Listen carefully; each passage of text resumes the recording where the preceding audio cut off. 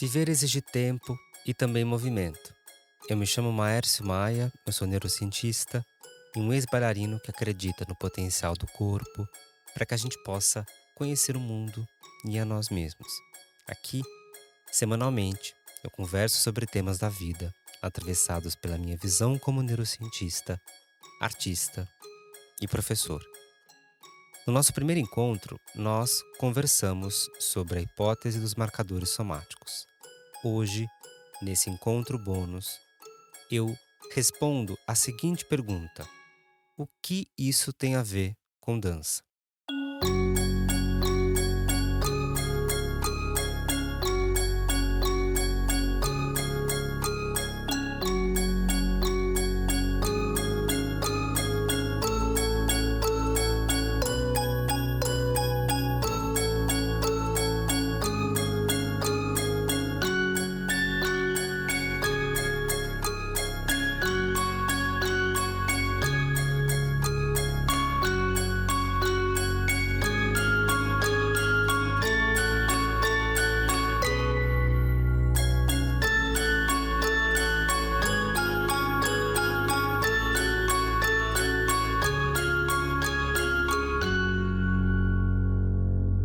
Primeiro, parece ser um pouco estranho dizer que é uma conversa, já que eu tô falando aqui sem nenhum convidado.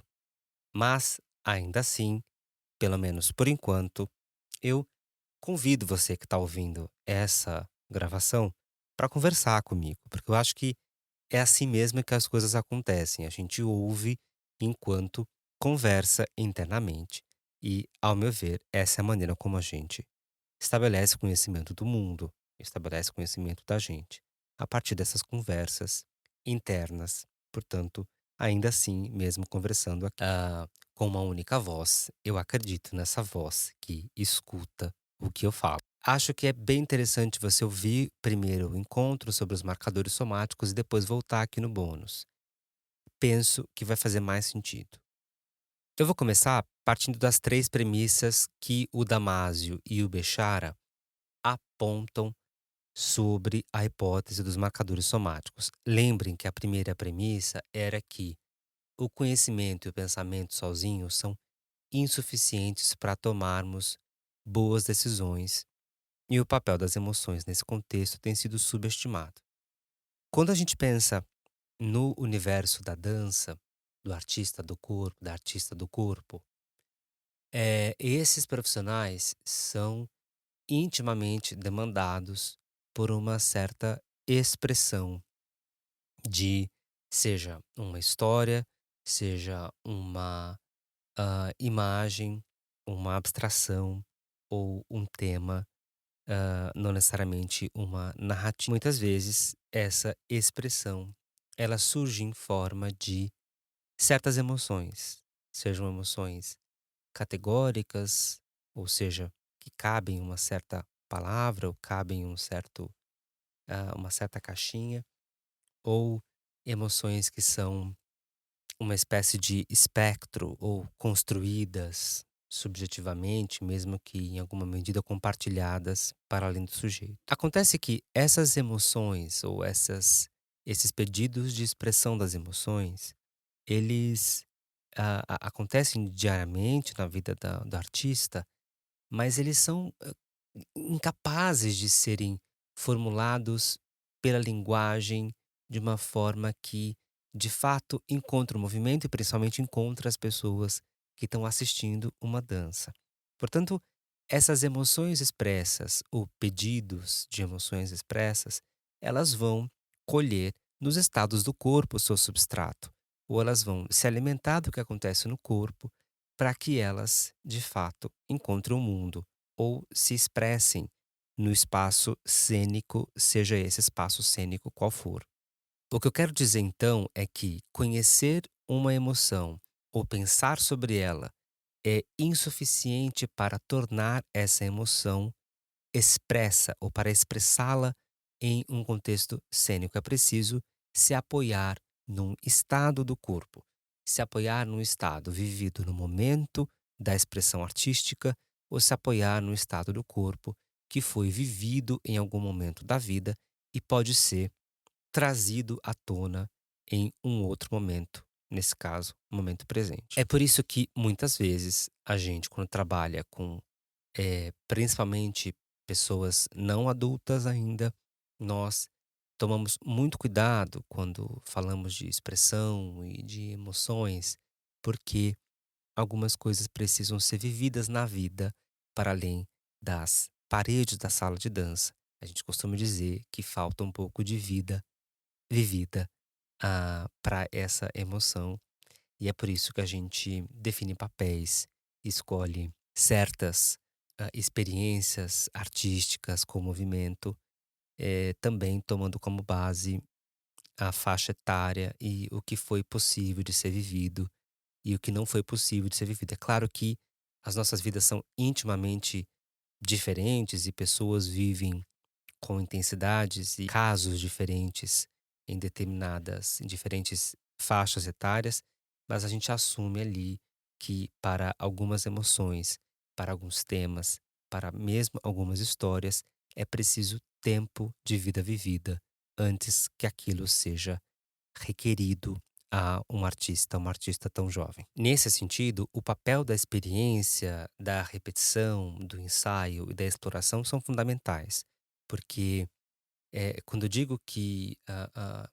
experiências passadas, de estados passados, podem ser trazidos à tona, isso não acontece de fato como a gente abrisse uma caixinha, selecionasse uma ficha da emoção ou do estado necessário e utilizasse essa ficha. Isso muitas vezes acontece pela repetição, pelo ensaio, pela exploração de um jeito meio não direto, de um jeito que muitas vezes não acontece conscientemente, embora possa ser trazido à consciência em um determinado momento da prática. E é por isso que a gente ensaia tanto, é por isso que a gente repete tanto e é por isso que a gente experimenta de diferentes formas. É para que esses estados, de alguma maneira, possam emergir ou serem conhecidos de novo. A segunda premissa que a gente conversou foi que as emoções são benéficas para a tomada de decisão quando estão integradas à tarefa em questão e são disruptivas quando não têm relação direta com a tarefa. Tem um exemplo simples para a gente conversar sobre isso, que é o frio na barriga quando abre a cortina. Então, eu lembro que quando eu estava trabalhando com jovens adultos que nunca haviam experimentado estar em cena, uma vez uma jovem me disse: professor, o que a gente faz para não sentir frio na barriga quando abre a cortina, quando a cortina está prestes a abrir? E eu disse a ela, falou: olha, quando esse dia acontecer, é melhor você fazer outra coisa.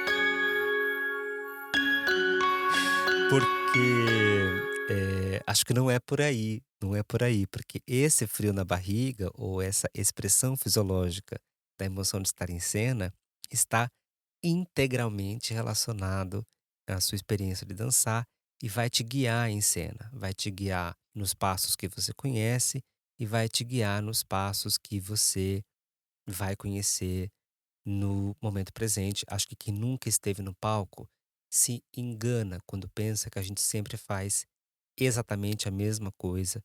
Existem pequenas nuances, às vezes não tão pequenas assim, que se modificam ali quando você está em cena. Essas escolhas de movimento, elas são muito, muito balizadas, encantadas ou incorporadas pelas emoções. Eu não vou a fundo aqui na terceira premissa, exceto pelo fato de que quando ele diz, né, que a maneira como a gente estabelece nossa tomada de decisão baseada na certeza ou incerteza sobre ela engajaria diferentes circuitos neurais, eu convido essa discussão no contexto da dança, em que certeza e incerteza conversam muito sobre o que a gente entende por confiança no que a gente está fazendo. Então, confiar no corpo, confiar na experiência de movimento, confiar na dança, não está inteiramente explicado pelo fato de conhecer o corpo, conhecer a dança, conhecer o movimento. Mas, de alguma maneira, estabelecer que eu não só conheço o meu corpo, não só conheço essa dança, então, essa certeza, ela não tem uma ligação direta ao conhecimento sobre algo, ao conhecimento descritivo sobre algo, mas a confiança que eu tenho sobre esse algo. Então, dançar, conhecer uma dança ou ter a certeza que essa dança conhecida não diz respeito exatamente descrição plena dessa dança, mas o quanto eu confio nessa dança, o quanto, melhor dizendo, eu confio em mim na vivência dessa dança. Essa confiança, de novo, ela tem como base o ensaio, a repetição, mas ela também tem como base uma certa adaptação dos movimentos e da dança ao seu próprio corpo e ao tal equilíbrio dor-prazer que a gente conversou no encontro principal.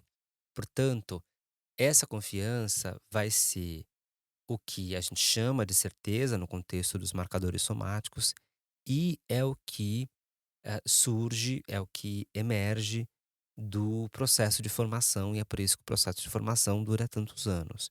A gente costuma dizer que durante muitos anos a gente conhece o movimento, apresenta movimentos, mas o que de fato faz a formação acontecer é essa experiência confiante do sujeito, quando o sujeito se torna confiante da experiência de dançar. E, de novo, isso não tem a ver exatamente com a descrição ou o conhecimento dos passos, mas o quão esses passos está adaptado ao seu próprio corpo, está incorporado à sua própria estrutura e função, mas também como essa balança dor-prazer está mais ou menos equilibrada em um equilíbrio instável, estável nunca, portanto, um equilíbrio instável que permite que a gente possa dançar sem se machucar e machucar o outro. Portanto, conhecimento e pensamento sozinhos são insuficientes para tomarmos boas decisões.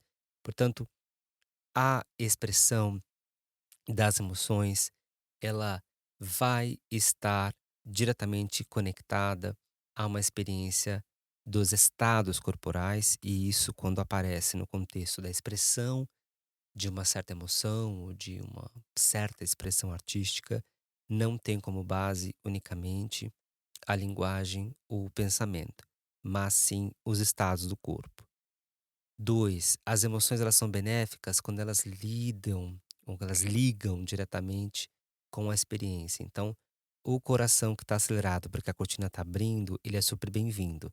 Agora, o coração que está acelerado porque existiu um conflito, antes da apresentação ou foi provocado uma ansiedade que não, deveria estar ali ou uma fadiga foi induzida que não deveria, não necessitaria de ter sido induzida, isso sim, não ajuda, esse estado não ajuda. Portanto, é uma emoção, é um estado que é disruptivo em relação à tarefa, em relação à experiência do sujeito. E 3, a maneira como a gente estabelece nossa tomada de decisão, baseada na certeza, conversa diretamente sobre a confiança que a gente tem nessa tarefa ou nessa experiência. Portanto, eu costumo dizer nas minhas aulas que o que a gente está buscando ensinar ali não é necessariamente passos ou trilhos de experiência com movimento, mas são proposições que permitam que o sujeito crie, estabeleça uma confiança em si próprio em relação com esses passos e trilhos de movimento.